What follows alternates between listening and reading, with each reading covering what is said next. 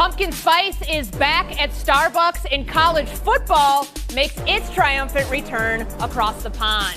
Fall comes this weekend, thundering in like an Irish jig with an ACC matchup in Week 0 and the final stretch of NFL preseason games where the Jets won't see any action from Aaron Rodgers.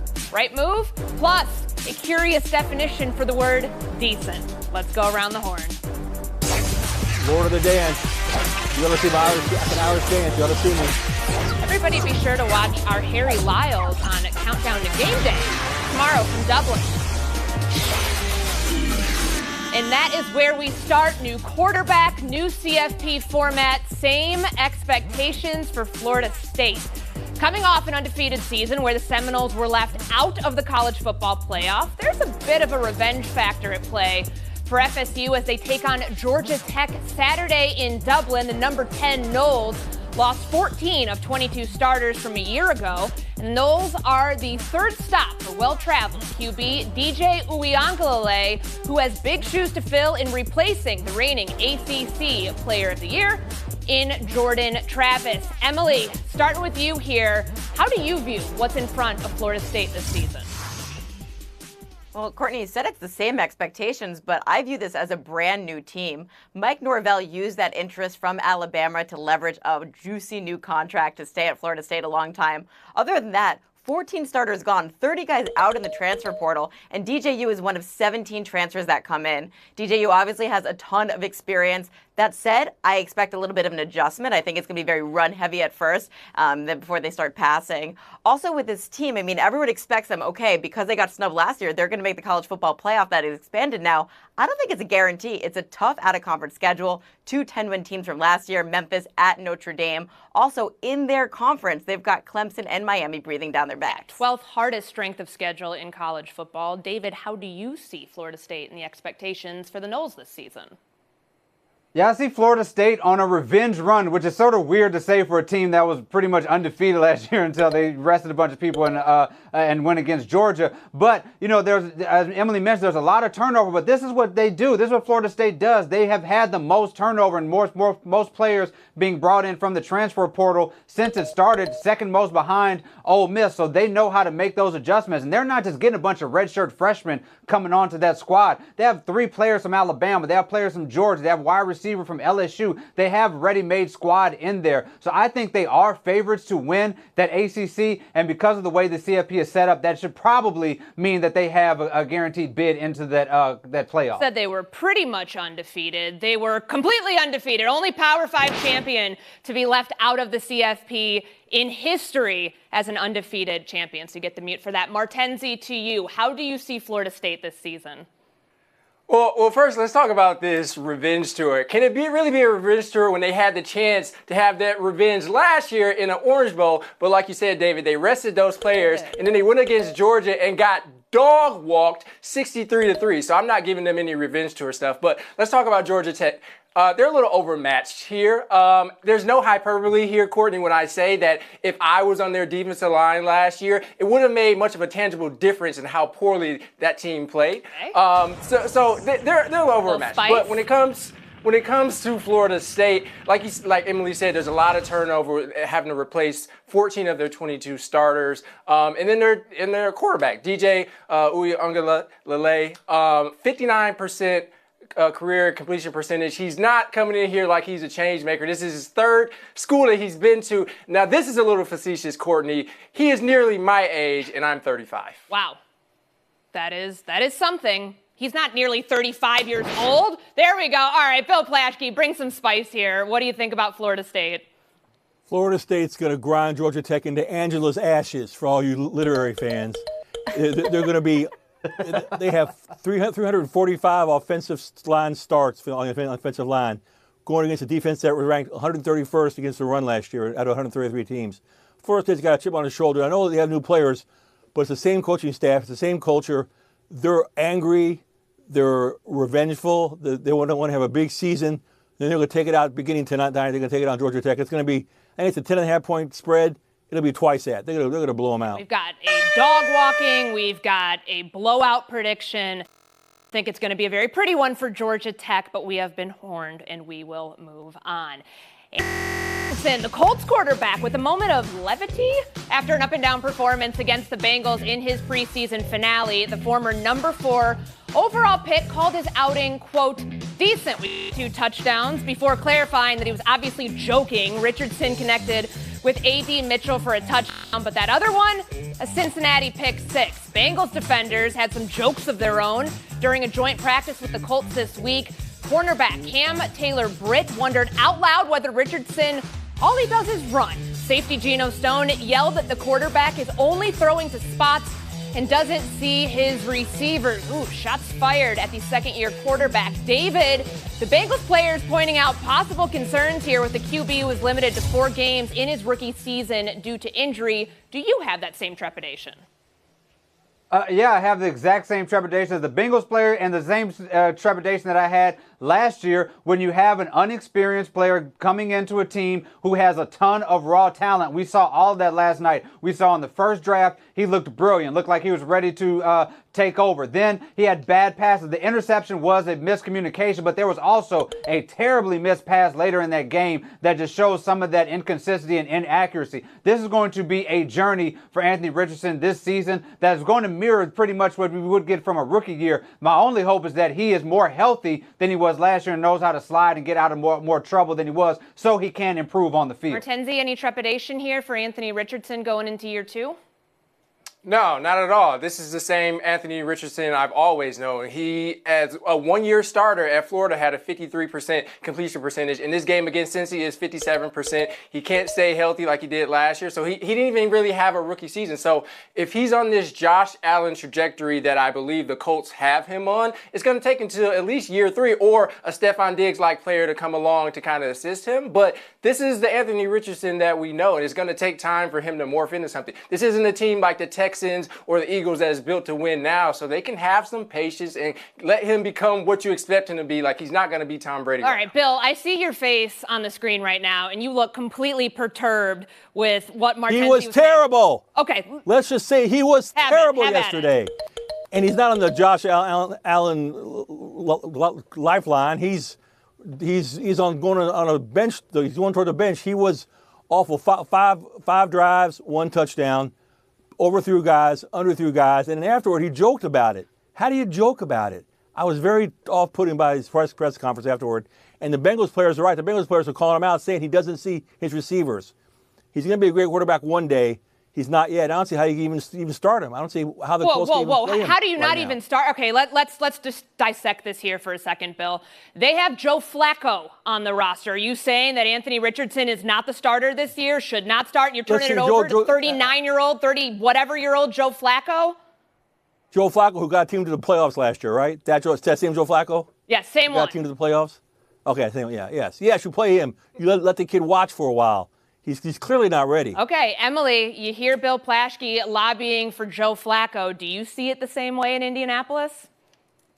Yeah, I'm going to get off of Bill's lawn here. I think that you guys were mentioning age and you talked about him being young. I have to say the obvious. He's 22 years old. That's younger than 4 of the 6 first-rounders that were drafted this year. Like, he's still in his development phase. He did start last year as a rookie and showed us a lot of promise in those first 4 games. So I think that there's reason for being hopeful about his ceiling. At the same time, the same issues are going to arise. They're always going to chirp him for running too much. He takes way too many of the runs. When he does throw, he does have an arm, but his decision-making and also something that so many quarterbacks have to deal with, even Andrew Luck had to learn this, is just learning how to protect yourself, because that's why he wasn't able to finish 3 of the first 4 games he had.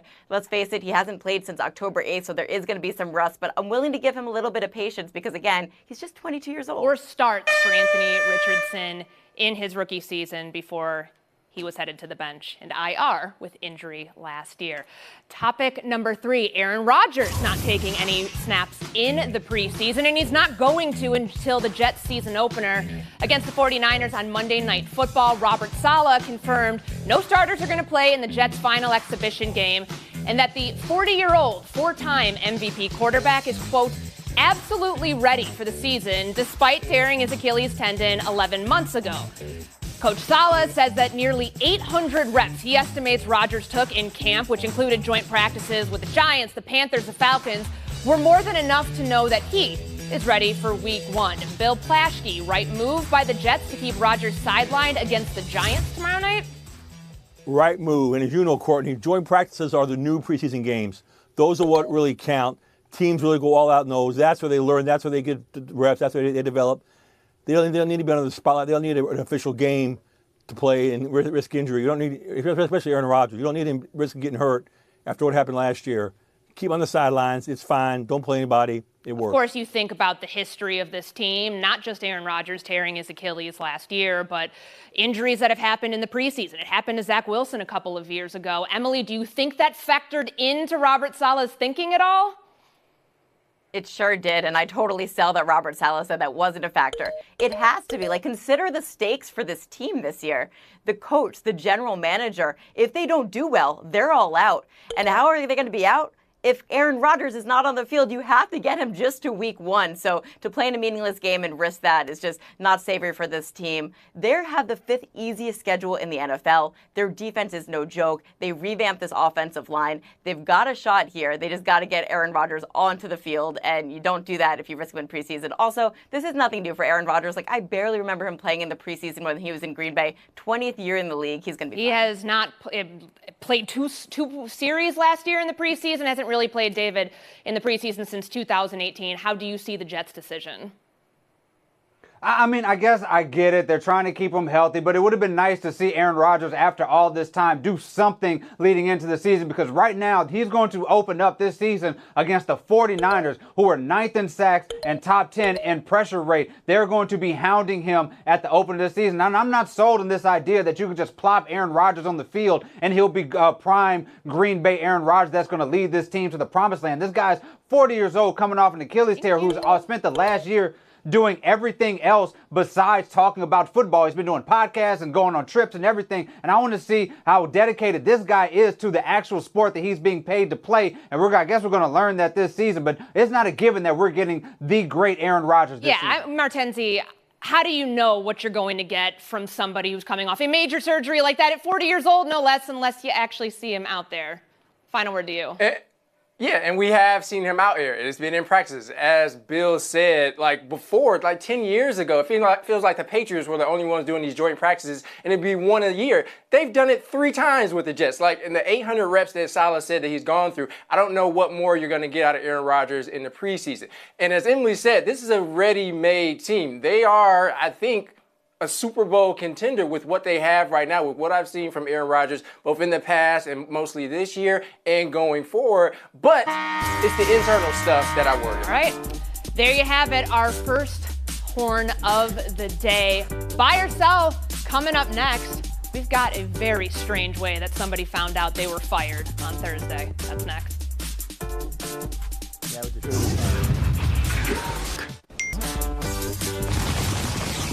The Mariners fired manager Scott Servais amid a midseason swoon that saw Seattle go 20-33 in its last 53 games. Seattle has the worst batting average in baseball, while also owning the best team ERA in MLB.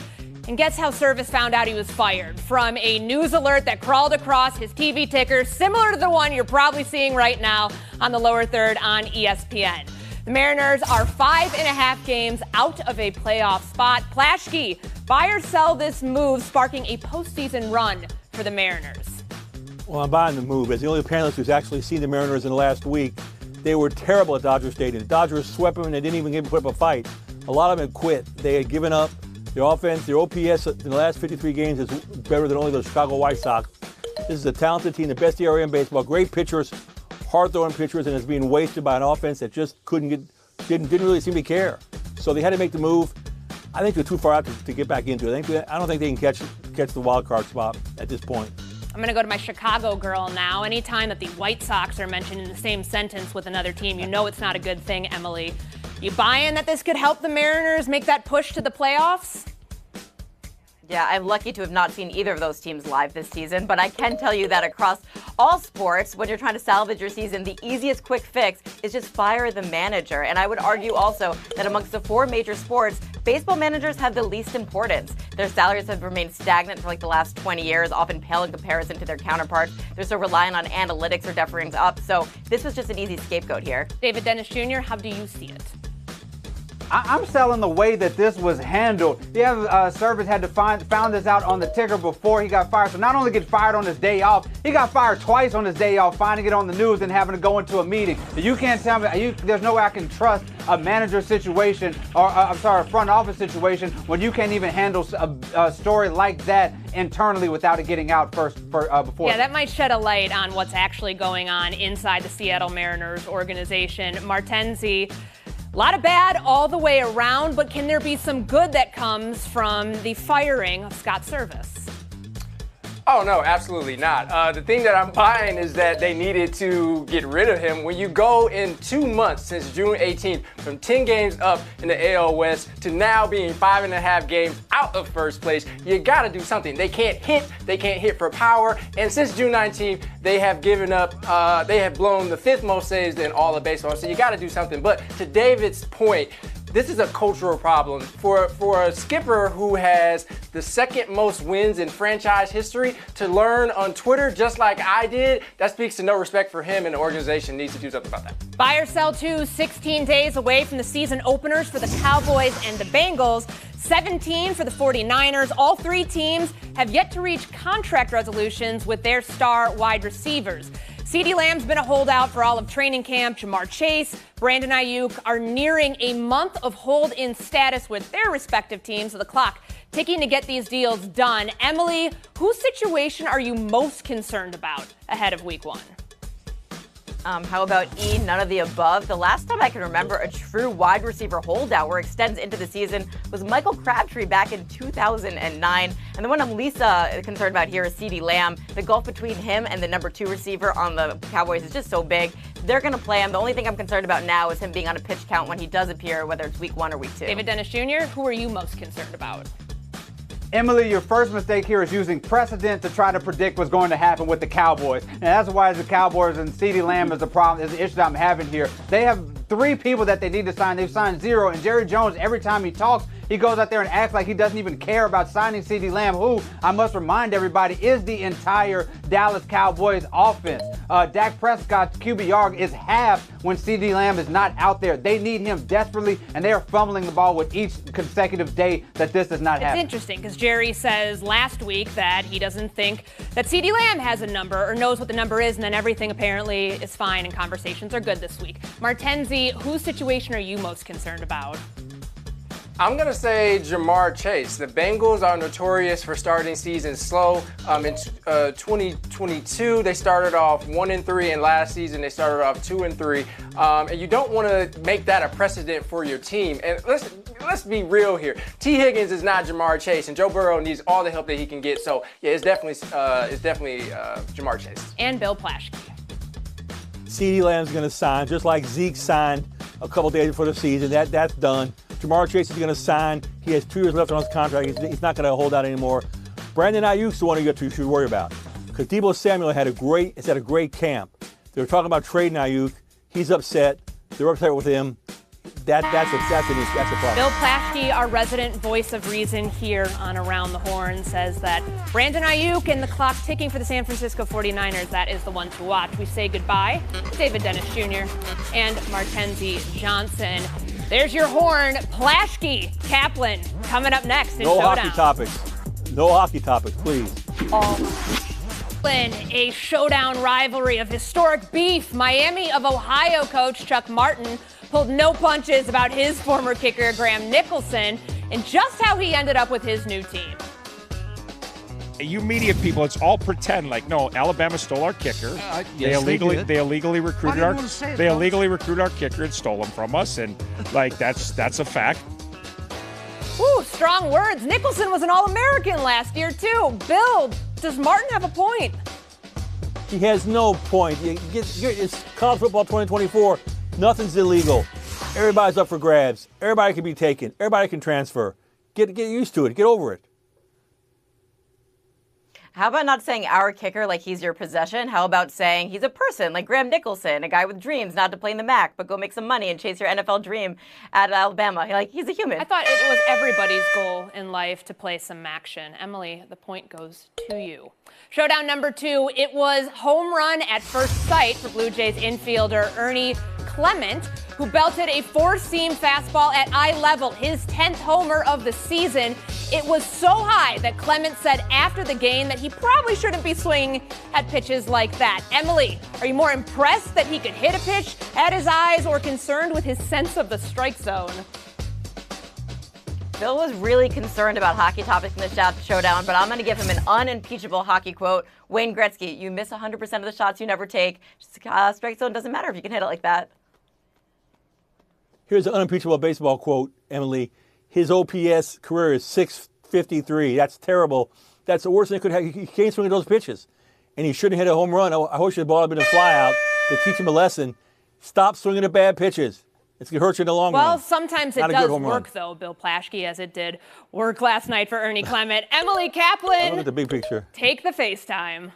So my favorite club, Chelsea, has become the laughing stock all across the English Premier League for creating an NFL-sized roster, but I'm here to defend the Moneyball strategy. Sign as many players as you can to long contracts, and some of them are going to age really well and look really good, and some of them aren't, but we can afford it anyway. And I don't want any Americans railing on Chelsea because we have produced the last 2 national team managers. First, Emma Hayes, who brought us gold, and now Mauricio Pochettino, who's going to lead our men. So sometimes Chelsea rejects can land in good places. I didn't know that you, me, Plaschke, all of us here at Around the Horn played for the team.